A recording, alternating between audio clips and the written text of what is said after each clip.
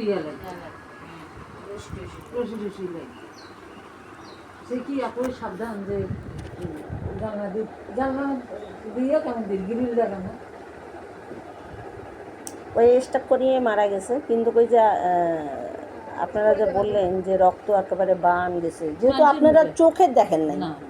কোনো দিন কোনো রকমের ভুলবশতে মানুষের কথায় কান দেবেন না কাউকে কান নিয়ে গেছে কাউকে পিছন করবেন না হ্যাঁ সরাসরি পারলে দেখবেন না পারলে করবেন না বাইরে হইলো হ্যাঁ ডাক্তারটা হ্যাঁ তখন কাছে গেলাম না শুনে তো কী হয়েছিল ডাক্তারটা সবথেকে কথা হচ্ছে যে ওইটাই কাউকে কান নিয়ে গেছে কাউকে পিছনে ছুটবেন না কাজে কেন এটা যেমন বেবির মা না বুঝিয়ে নানান ধরনের কথা সরাসরি করে সোজা কয় ফাঁকিরনের মাইয়া মাসে খালা চুপ করতো তুমি দেখছো না আমি দেখছি ওইগুলো কথা বলা যায় না সমালোচনা গিবো দেখলে গাওয়া যায় না গাওয়া যায় না আমার কথা হলে যে এই সমস্ত জিনিসটা বিপদে ফেলা জিনিস এখন মারা গেছে একরকমভাবে আমরা বলতেছি আর একরকম 7 জনের 7টা কথা শুনলে তখন মনে করেন যে বাতাসেরও কান আছে হক কথার জন্য কেউ আসে না কিন্তু শয়তানি আর বদমাশির জন্য সবাই আসে এই জন্যে কইতেছি আর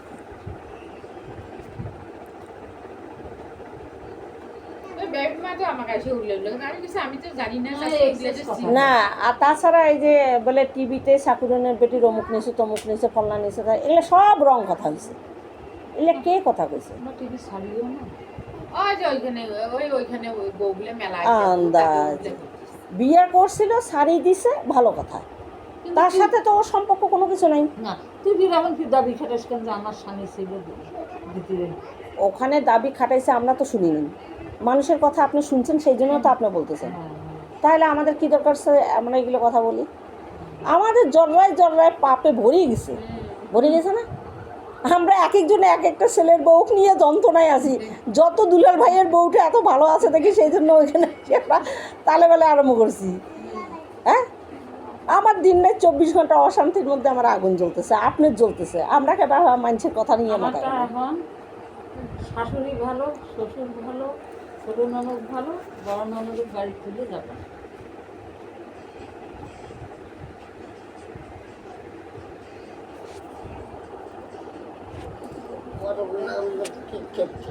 হ্যাঁ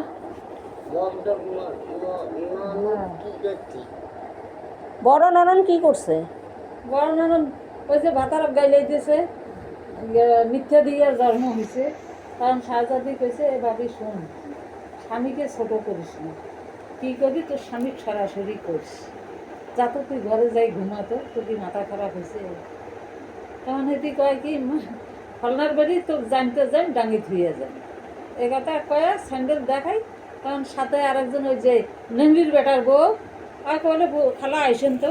আমি মনে করছি খালারাই খারাপ কিন্তু মেয়েটাই বেয়া দেয় আইসেন তো খালা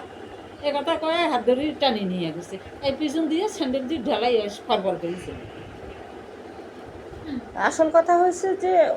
আমার মনে হয় যত সম্ভব গ্রামে ওর এমন কোনো সহযোগিতা করার মানুষ আছে বা পরামর্শ দিবার মতো মানুষ আছে মানুষ শুন যত খারাপ করে নিজস্ব লোক আমার এই যে মামা শ্বশুর একটা ওই যে আমার বড় শাশুড়ির ভাই ওই বলে কইতেছে ওর বেটা বলে চাকরি দিবে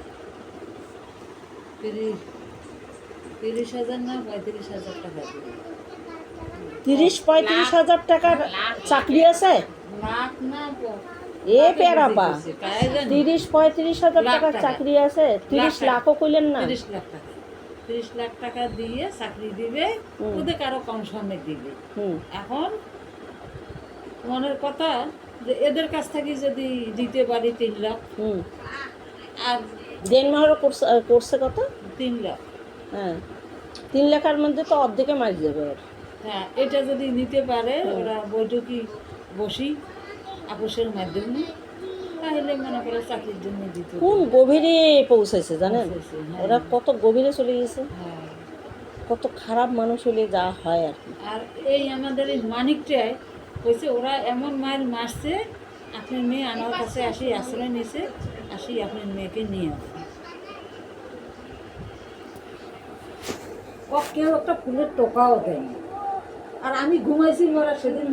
আল্লাহ বুঝে আমার মরণ ঘুম দিছে আমি কিছুই জানি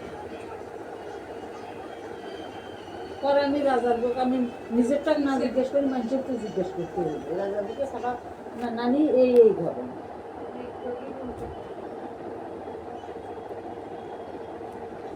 আর আমার বেটারা তো মেঘ ডাকতেছে কেন? ধৈর্য নেই কেমন থাক চুপচাপ